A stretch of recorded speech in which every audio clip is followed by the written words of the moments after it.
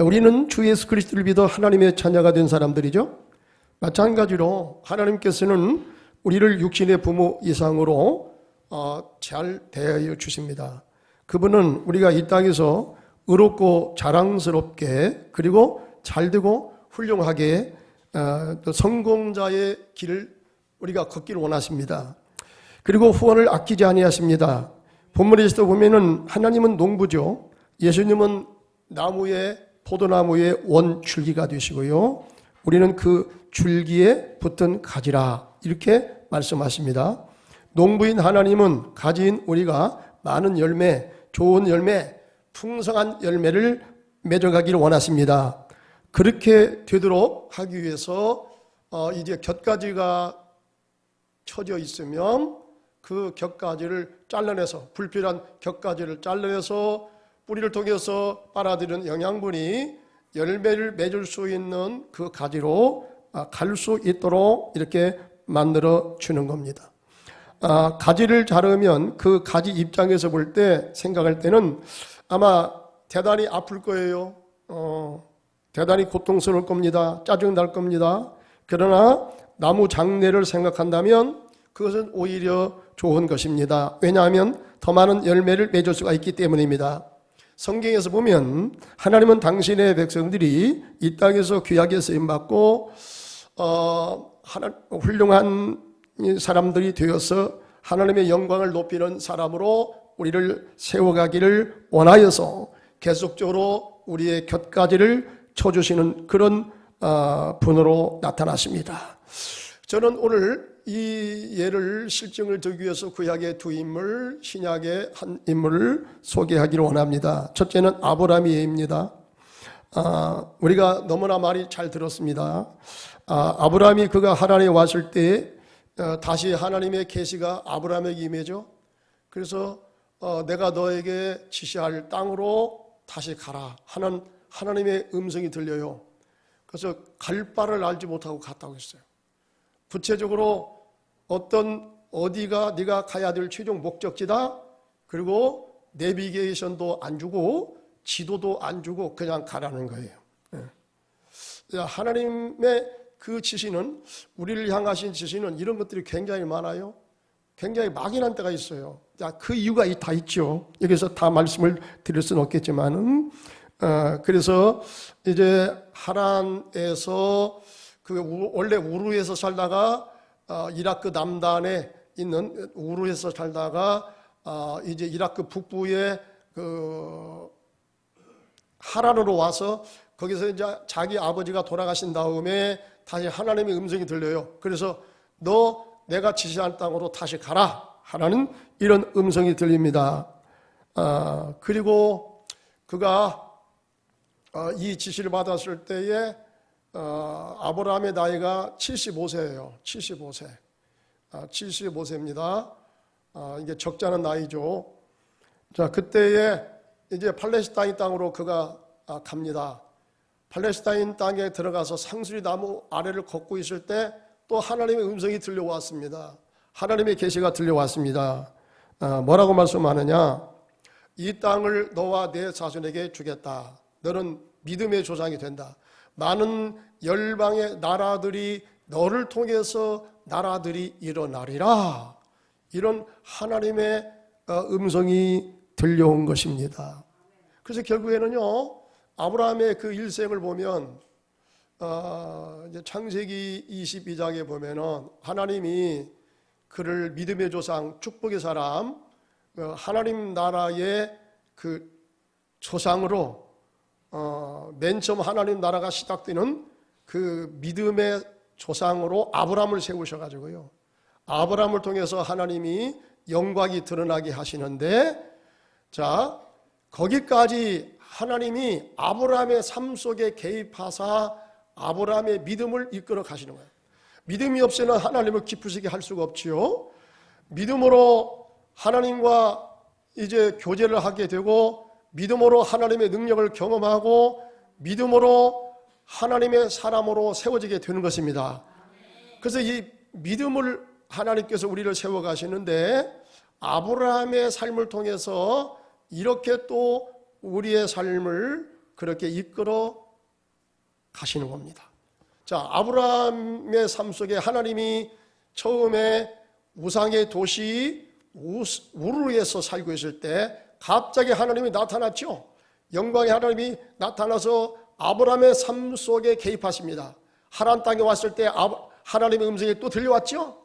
하나님이 아브라함 속에 개입하십니다. 그리고 이제 가나안 땅에 왔을 때 상수리 나무 아래를 걷고 있을 때 하나님의 음성이 또 들려왔단 말이야. 그래서 이제는 이 땅을 현재 이스라엘 사람들이 살고 있는 이 팔레스타인 땅을 너와 내 자손에게 주리라고 하나님이 약속을 하신 겁니다.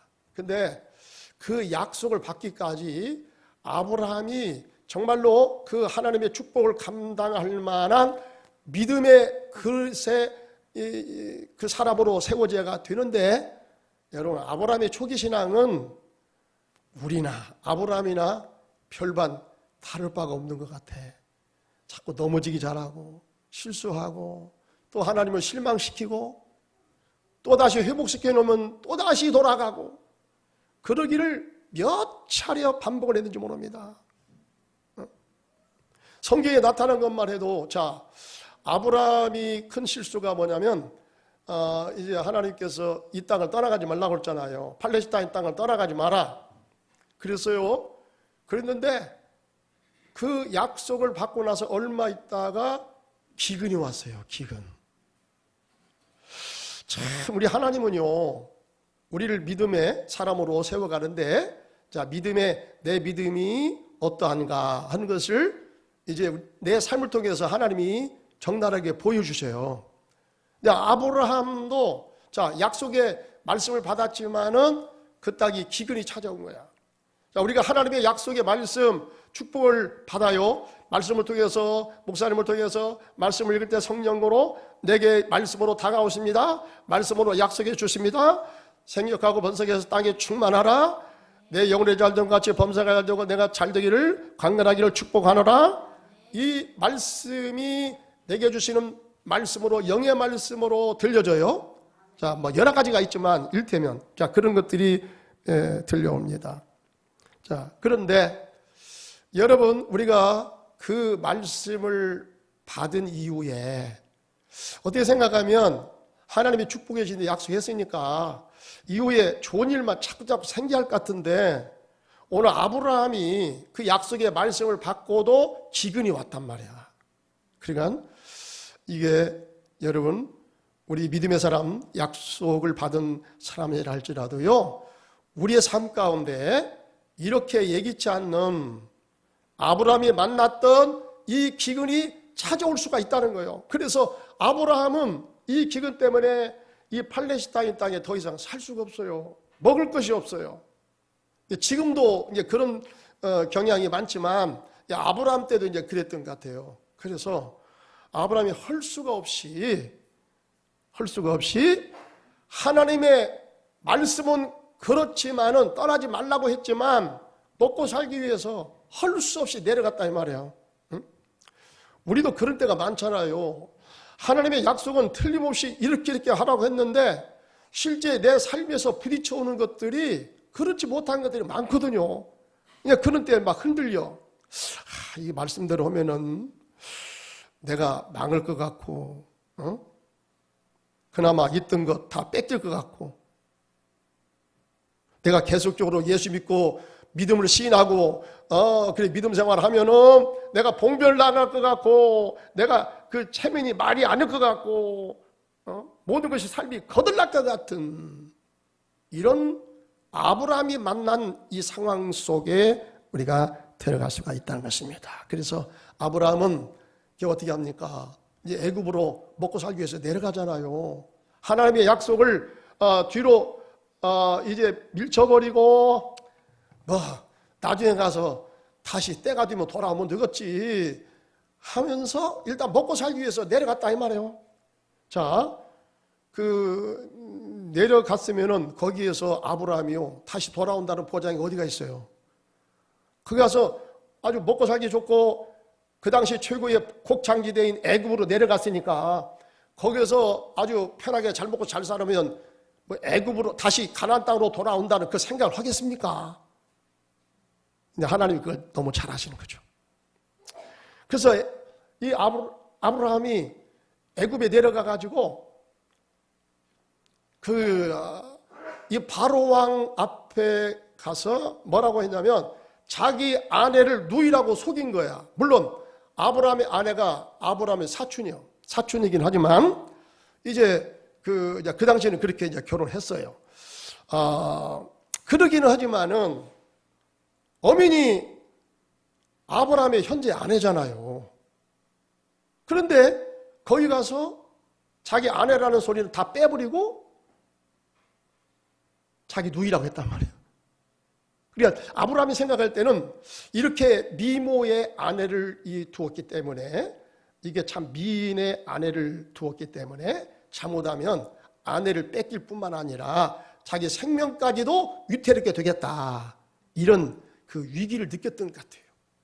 그래서 아브라함이 그런 수법을 사용한 거죠. 거짓말한 거, 쉽게 말하면 거짓말해서 그 애굽의 바로 왕이 아브라함의 아내를 취했다가 그 저녁에 하나님이 나타났죠. 하나님이 나타나가지고 아주 막 하나님이 부르릉 떨어졌습니다. 너 그 아내를 취하게 되면 내가 너를 죽인다. 네 가정에 난리를 내겠다고 했어요.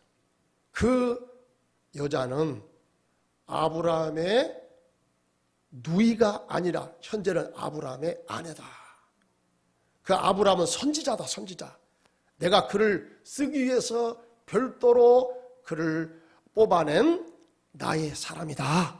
선지자다. 너 선지자 아내를 취하면 너 죽을 줄 알아. 왜냐하면 이 선지자를 통해서 아브라함과 그 아내를 통해서 약속의 아들, 축복의 아들 이삭을 이 땅에 오게 해야 되기 때문에 바로의 아내가 되면 되겠어요? 하나님의 이 섭리에 차질 빚잖아요. 그럴 수가 없어요. 그래서 하나님은 혼불을 내가지고요, 정신 바짝 나요. 너 그 아내를 죽이면 너 죽을 줄 알아. 이 얘기를 듣고요, 그 다음날 바로 아브라함을 불렀잖아요. 이제 그 왕이 말합니다. 네 아내구만 왜 누이라고 속여가지고 나로 하여금 이렇게 큰 벌을 받게 네가 하려고 그러냐. 너 불길하다. 너 빨리 이 땅을 떠나가라. 빨리 떠나가라고 했어요. 좋은 말 할 때 빨리 떠나가. 너 있으면 굉장히 불안해. 두려워. 너 하나님의 사람이라며. 두려워. 그럴 때 이제 아브라함이 떠나갈 때 많은 돈까지 얹혀져서 여러분 그 애굽을 아브라함이 떠나온 줄 믿습니다. 그런데요, 그 문제는 뭐냐면 그 이후에 또다시 기근이 찾아오니까 이번에는 애굽으로 안 갔지만 또다시 블레셋, 지금의 가자지구 있죠. 지금 쌈 난리가 난데 그쪽으로 또 아브라함이 내려갑니다. 거기서 그때 했던 애굽의 나라에서 했던 대로 똑같은 그런 또 실수를 반복해요. 자기 아내를 또 누이라고 속이는 거예요. 이게 얼굴 잘생긴 것도 이게 문제예요, 이거. 아이고 또 다시 그 왕이 자기 아내를 갖다가 욕심내니까 잘못하면 죽게 생겼어. 자기 아내를 뺏어갈 때 가만 놔두겠습니까? 아브라함을 또 그냥 죽이고 뺏어가겠죠. 그래서 너무 두려워가지고 또 다시 그렇게 거짓말 또 했단 말이야. 거기에서도 하나님이 또 나타났어요. 하나님이 또 그 사건 속에 개입해가지고 하마터면 했을 때 하나님이 개입해서 아브라함의 아내를 그 상황으로부터 하나님께서 극적으로 구출해 내준 것입니다. 아브라함은 쫓겨났어요. 쫓겨나가지고 이제 자기 살던 그 고향으로 다시 돌아와서 가만히 생각하니까 어떤 생각을 했겠어요? 하마터면 큰일 날 뻔하는데. 아니, 하나님이 그 사건 속에 개입하지 않았다면 내 아내를 뺏길 뿐만 아니라 그 하나님의 약속이 날아가 버릴 것인데 큰일 날 뻔하는데 내가 실수했구나. 근데 실수했음에도 불구하고 하나님은 참아주시고 또 넘어졌음에도 불구하고 하나님은 또 참아주시고 그 가운데서 아브라함을 또다시 돌이켜서 안전하게 그 땅으로 되돌려 보내주신 것입니다. 또 한 번의 아주 엄청난 실수는 아브라함이 이제 그 75세에 하나님이 약속의 아들을 주신다고 했잖아요.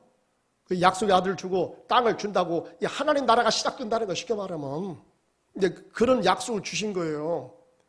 그런데 아무리 시간이 지나가도 나이는 계속적으로 먹어서 이제는 75세 적자는 나이잖아요. 기력은 상실되고 허리는 굽어지고 이제 언제 갈지도 모르는 이런 상황인데 약속의 아들을 주셨기만 하고 어떤 인기척이 안 보여요. 그리고 기미가 안 보여요. 그래서 85세 되던 때에 어떻게 했냐면 아브라함의 아내하고 서로 상의했어요. 여보, 하나님의 약속이 우리를 통해서 아들을 주신다고 했는데 이미 나는 경수가 끊어졌잖아. 그러니까 당신은 멀쩡한 것 같고 그러니 내 몸종인 그 하갈 있잖아, 하갈.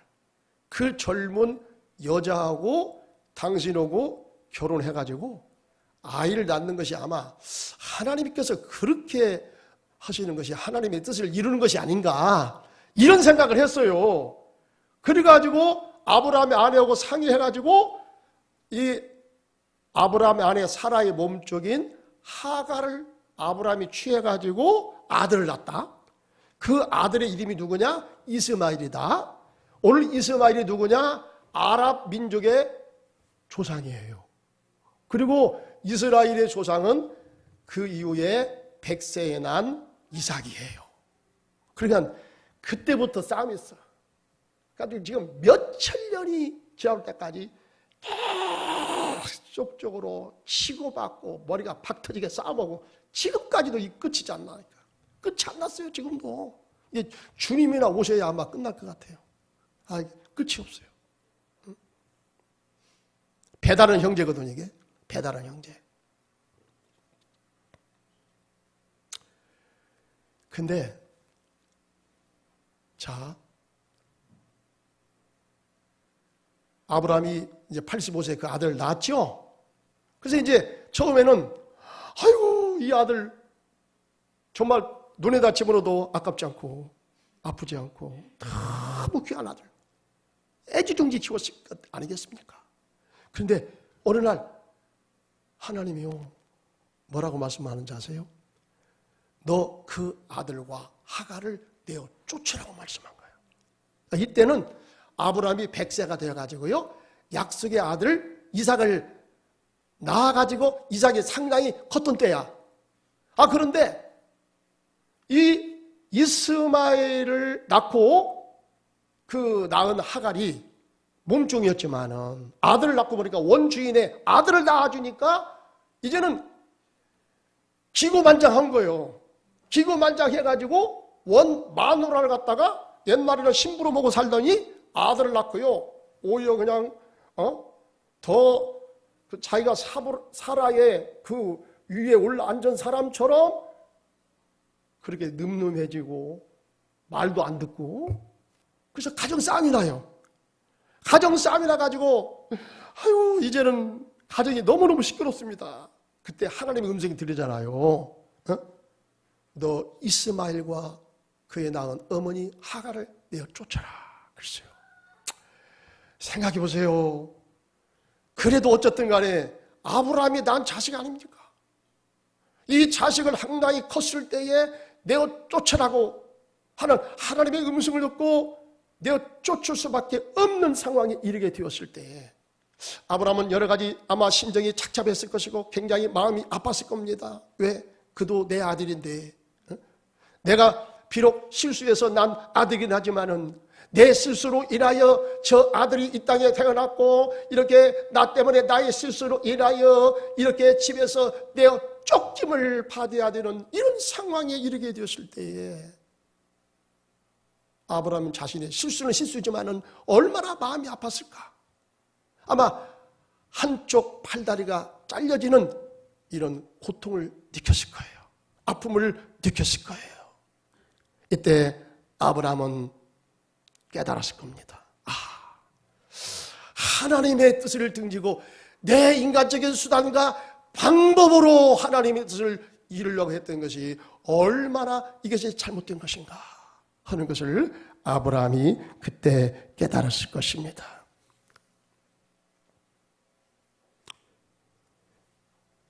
그리고서 이제 100세에 드디어 약속의 아들을 하나님이 주시지 않습니까? 하나님도 참 재미있어요. 약속의 아들을 75세에 준다고 해놓고 25년 동안을 연기시켰으니까. 아니 그것도 확실하게 몇 날, 며칠 날 그 약속이 이루어진다 했으면 그것도 좀 참을만 하겠어요. 근데 하나님의 약속은요, 약속만 해놓고요, 그 연월시를 정확하게 말씀해 놓지 않았다니까. 무엇으로 우리가 어떻게 거기까지 가야 되느냐? 믿음으로 가라는 거예요. 믿음으로. 다 이유가 있지요. 여러분, 우리가 내 앞날에 몇 년, 몇 월, 몇 시에 어떤 일이 일어날 것이다 라고 했으면요, 그것을 이루기 위해서, 그때에 이루어질 그것을 위해서 우리가 노력을 하겠습니까? 긴장감을 가지겠습니까? 기도하겠습니까? 안 할 겁니다. 여러분, 하나님은 다 이유가 있어요. 그래서 거기까지 아브라함을 믿음을 연단하시고 그를 시험하셔서 거기까지 인도하시는 거야. 그래서 결국에는 하나님은 어떤 분이냐? 하나님은 약속하시면 약속을 반드시 지키시는 하나님이다. 하나님은 인간적으로 생각할 때 도대체가 100세에 무슨 아이를 낳아요? 이미 성경에 보니까 사라의 경소가 다 끊어졌다고 했는데 인간적으로는 안 되는 거야.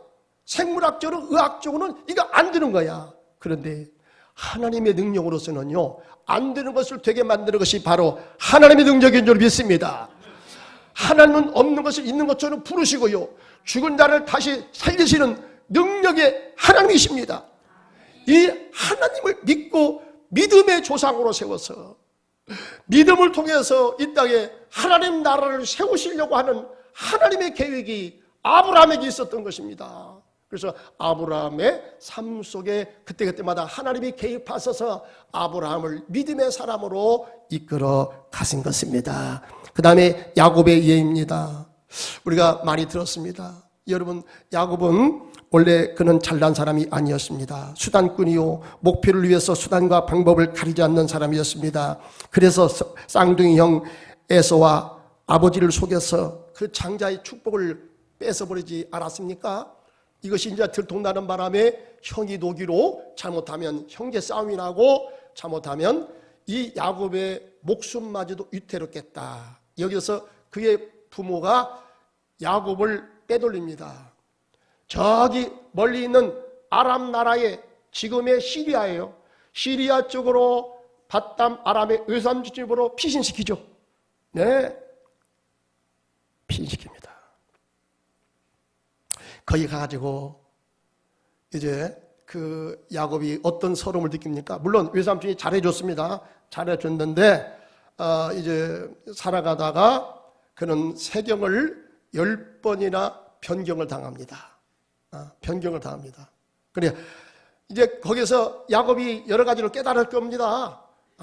나는 형을 속이고 아버지를 속이고 여기 이곳에 왔을 때 나는 외삼촌에 의해서 나는 10번 또 속임을 당하는구나 하는 것을 야곱이 거기서 깨달았을 것입니다. 여러분, 야곱의 생애 가운데 하나님은 야곱이 밧담 아람으로 갈 때 루스 땅에서 그가 한밤을 지내고 갈 때에 거기서 하나님이 나타났죠.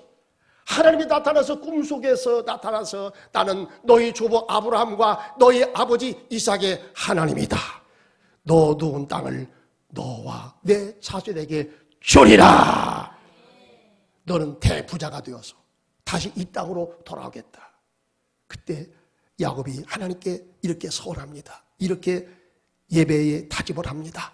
하나님, 그렇게 약속을 이루어 주실 것 같으면 바로 이것이 아버지의 여기 내가 성전을 세우고 내게 주신 그 축복의 10분의 1을 떼서 하나님께 바쳐 드리겠습니다. 하나님 약속합니다 하고서 그때 그 꿈에서 깨어나서 이제 외삼촌 집으로 가는 거 아니야. 외삼촌 집으로 가가지고 20년 동안 거기가 삽니다. 거기서 이제 외삼촌 집에서 대부자가 됩니다. 대부자가 되어서 이제 하나님의 말씀을 듣고 다시 고향 땅으로 돌아갑니다. 금이 환영합니다. 성경에 보니까 내가 요단강을 처음에 지나올 때는 지팡이 하나만 짚고 왔더니 20년 어간이 지나간 다음에 우리 고향 땅에 갈 때는 이렇게 소떼 양떼 대부자가 되어서 많은 가족을 거느리고 이렇게 금이 환영하게 되었노라고 그가 콧노래를 부르고 갔잖아요. 그런데 그 기쁨이 마냥 기쁜 것은 아니었습니다. 거의 고향 땅에 왔을 때에 들려오는 소식이 뭡니까? 너의 형이 군사 400명을 거느리고 칼 차고 너를 지금 맞으러 온다. 여러분, 그 당시 내가 야곱의 입장이었다면 어떤 생각을 갖겠습니까? 굉장히 두려운 마음을 갖겠죠. 왜? 20년 전에 한 일이 생각이 나. 형의 축복을 다 뺏어가지고 아버지를 거짓말하고 도망 나온 그것이 생각이 났단 말이에요. 잘못하면 큰일 나게 생겼어요. 이 야곱의 욕심이 어떤 사람입니까? 대단한 욕심이 아니에요. 근데 자기가 그토록 벌어놨던 다 이 재산도 뺏길 것 같고 자기 목숨도 위태로울 것 같고 그러니까 즉각적으로 생각한 것이 뭐예요? 야곱이 형의 마음을 좀 녹여야 되겠다 해서 뇌물공세를 하는 거 아닙니까? 소떼 양떼 조금 잘생긴 소떼 양떼를 떼가지고 먼저 형한테 선물로 갖다 바치는 거야. 그러면 형의 노가 좀 풀려지겠지. 이게 그렇게 해놓고도 이 야곱이 풀리지가 않아요. 막 두려움이 앞섭니다. 그러니까 이분은 어떻게 합니까? 자기의 모든 이 가축을 다 야복강으로 다 보내죠. 자기 식구를 다 보내죠. 그래서 야곱은 홀로 남습니다. 야복강이 홀로 남아요. 왜 그랬을까? 하나님 앞에 이제는 인간의 방법도 안 통하고 그동안 내 꾀로 많이 인생을 살아온 것 같은데 이제는 그 꾀도 안 통하는 것 같고 여기서 나는 다 뺏길 것 같고 나는 여기서 잘못하면 죽임을 당할 수밖에 없다. 너무나 큰 위기의식을 느꼈어요. 그래가지고 이제는 여기서 내가 살아남는 길은 내가 하나님 만나서 하나님께로부터 은혜 받고 응답 받는 것밖에 나는 아무런 것이 없다. 그래서 다 보내고 인간죄가 다 내려놓은 것 같아요. 죽일 팀은 죽이고 다 뺏어갈 팀은 다 뺏어가고 알아서 하세요. 다 보내고 나는 하나님하고談판을 해서 나는 하나님의 은혜를 통해서 이 위기에서 내가 살아내야 되겠다. 이런 다짐을 하고 야곱이 밤새도록 하나님 앞에 울며 부르짖으며 간절히 애타게 기도를 드렸습니다. 그 밤에 하나님이 천사를 보냈잖아요. 천사하고 야곱하고 씨름하는 사건. 야곱이 놓지 않습니다. 당신이 내게 축복하지 않으면 내가 당신을 놓지 않겠습니다. 그것이 무려 생강이를 버리기를 새벽까지 갔어요. 이 천사가 도대체가 안 되겠다 싶으니까 천사가요 손을 들어서 야곱의 환도뼈를 내려쳐버렸잖아요. 그때로부터 야곱의 환도뼈가 금이 가가지고 쫄록쫄록 하면서 그렇게 인생을 살아갔대요. 자, 이때 축복을 받고서 그 천사가 말합니다. 내 이름이 무엇냐? 예, 제 이름은 야곱입니다. 꾀로 인생을 살아온 그 야곱입니다. 욕심 많은 야곱입니다. 그러면 내 이름을 야곱에서 이스라엘로 바꿔라. 이스라엘의 뜻은 뭐냐? 하나님과 겨루어 이기겠다는 뜻이죠. 하나님하고 힘으로 육적인 힘으로 싸워서 하나님을 이기겠다는 뜻이 아니에요. 그 뜻은요 이 뜻이라고 했잖아요. 네가 네 수단과 방법을 다 내려놓고 하나님의 은혜 받지 않고는 내가 살아날 길이 없다. 나 하나님의 은혜 받아야 산다. 이것을 네가 깨닫고 간절히 하나님을 찾았을 때에 하나님이 내 기도를 들으셨다. 내 간절한 기도를 하나님이 받으셨다. 너는 기도로 영적인 승리자가 되었다. 너는 나를 이겼다. 너는 나로부터 응답을 받아낸 축복의 사람이 되었다. 라고 하나님이 인정해 준 거예요. 여러분, 우리가 기도를 드릴 때에, 어려움 당해서 기도를 드릴 때에 여기까지 기도하시길 바랍니다. 나의 수단 방법을 다 내려놓는 거예요. 다 포기하는 거예요. 그럴 때 거기에 하나님이 나타나십니다. 하나님이 나타나셔서 여러분 간절하게 눈물로, 하나님의 은혜가 아니면 저는 살 수가 없습니다. 형이 칼을 차고 20년의 그 때를 생각하면서 녹이 어린 모습으로 저를 맞으러 온다고 했는데 너무 두렵습니다. 하나님, 이 위기에서 저를 살려주세요. 하나님이 간절히 기도했을 때 하나님은 이 야곱의 기도를 받으시고 그 형이 동생을 맞으러 왔을 때에 노기가 눈 녹듯이 다 사라지고 형이 먼저 달려와서 동생을 껴안고 엉엉 울면서 내 동생 그동안 얼마나 수고 많이 했나, 얼마나 너 고생이 많았나 하면서 자기 동생을 끌어안고 눈물에 극적인 상봉을 했다는 것입니다. 여기서 야곱은 깨달았습니다. 아하, 내 방법대로 인생을 살아온 것 같았지만은 아니다. 내 배후에서 하나님이 이렇게 조정하시고 하나님이 이끌어서 여기까지 오게 하셨고, 이것마저 내 힘으로 감당할 수 없는 이것을 하나님이 나타나셔서 하나님의 은혜로 이것을 해결해 주셨구나.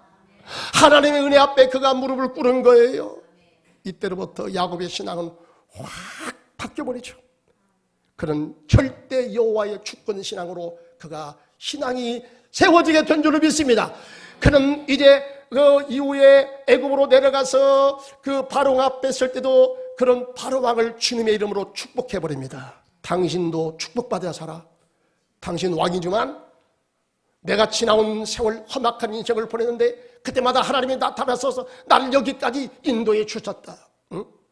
그 하나님은 살아계신 하나님이다. 그 하나님의 은혜를 받아야 진정한 인생의 성공자가 되느니라. 왕도 그 축복을 받으세요. 다 돼 있다 이 말이에요. 그런 마지막에 죽을 때도 온 힘을 다해서 자기 침상에서 벌벌벌 떨면서 지팡이에 의지하며 야훼, 야훼, 하나님 하면서 그런 믿음으로 자기 인생을 종결을 짓습니다. 사랑하는 성도님 여러분, 하나님 우리를 여기까지 인도해 가십니다. 여기까지 인도해 가십니다. 마지막 남은 그 요한의 그 예는 다음 시간에 제가 말씀을 드리겠습니다. 중요한 것은 뭡니까? 하나님은요, 우리를 믿음의 사람, 축복의 사람으로, 나는 하나님이 귀하게 쓰시는 사람으로 나를 만들어 가시는데, 중간에 나의 믿음의 연단의 과정을 통해서 그때마다 내가 실수하고 내가 신앙의 곁가지를 치고 나의 인성의 곁가지를 내서 하나님 앞에 안 좋은 모습으로 나타나는 것, 그것을 하나님께서 이 가지를 다 하나님께서 잘라주세요. 잘라주셔가지고 나를 통해서 정말로 성령의 9가지 열매를 주렁주렁 맺히고, 의의 열매를 맺히고, 거룩의 열매를 맺히고, 하나님의 선교적인 사람으로, 하나님 나라에서 귀하게 쓰임받는 축복의 사람으로 나를 만들어 가시는데, 중간에 내가 잘못했을 때, 실수했을 때, 하나님의 약속에서 등지고 곁길로 빠졌을 때, 나의 안 좋은 모습이 드러날 때, 그때 주님이 찾아오셔서 곁가지를 친 나의 잘못된 가지를 주님께서 잘라주시는 것입니다. 잘못된 우리의 신앙의 모습은 오기와 고집스러움과 변덕스러움과 시기와 질투와 이기심과 다툼과 무책임감과 비성실성, 거짓말 등입니다. 여러분, 이러한 모습이 아직도 내 삶 속에 나타나가지고 하나님의 이 축복을 받는데 방해거리가 된다면, 주님은 어느 순간인가 내 인생 속에 주님이 개입하셔서 잘못된 가지를 주님께서 잘라주십니다. 주님께서 잘라주실 때 은혜와 징계의 도구를 가지고 잘라주십니다. 처음에는 주님이 은혜로 다가오십니다. 십자가로 말씀으로 다가오십니다. 나를 타이르십니다. 나를 설득하십니다. 깨닫게 해주십니다. 그래도 말을 안 들으면 이번에는 징계로 나를 다스립니다. 징계로 다스릴 때 나의 건강을 칠 수가 있습니다. 나의 사업을 통해서 주님이 찾아오실 때가 있습니다. 나의 남편을 통해서 주님이 찾아오실 때가 있습니다. 나의 자녀를 통해서 주님이 찾아오실 때가 있습니다. 그때는 나의 잘못된 가지를 끊어낼 때 아픔을 느끼겠죠. 고통을 느끼겠죠. 몸서리를 칠 때도 있겠죠. 그러나 우리 하나님의 이 섭리를 깨닫는다면 그때를 잘 참으시기 바랍니다. 그 순간에 하나님의 뜻을 깨달으시기 바랍니다. 아브라함이 깨달은 것처럼, 야곱이 깨달은 것처럼 우리 삶 속에 주님이 찾아오셔서 나를 연단하시고 나를 의의 사람으로, 나를 하나님의 사람으로, 나를 축복의 사람으로 만들어 가시는 이 과정으로 나를 오늘 여기까지 인도하시고 나의 잘못된 곁가지를 주님이 잘라내시는구나. 주님 잘라 주시옵소서. 주님 참겠습니다. 오늘 이러한 결단이 세워지는 시간이 되시길 바랍니다. 기도하겠습니다. 기도했어요.